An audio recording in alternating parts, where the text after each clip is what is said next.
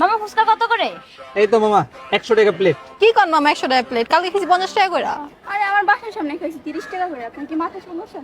আচ্ছা ঠিক আছে আপা, আপনার গলিগা একদম 50 টাকা প্লেট রাখবো। আচ্ছা তাহলে 3টা দেন। আচ্ছা ঠিক আছে দিতেছি, খারাপ এলাম।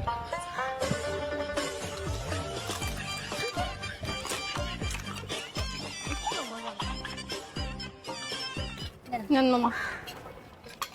ঠিক আছে আপু। ভাইয়া বিল কত হয়েছে?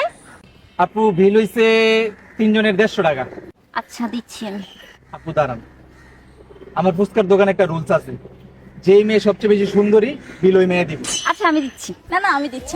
এই আমি দিচ্ছি।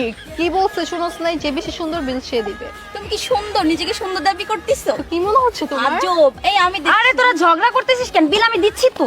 আরে আমি দিচ্ছি। তো ভাই ভাইয়া কি বলছে শুনিস নাই? কি বলছি? আপু আপনারা 3 জনই সুন্দরী, বিলটা আপনারা 3 জনই দেন। ঠিক আছে আপুরা, বাই। চলো। এই আমাকে সুন্দর বলছে।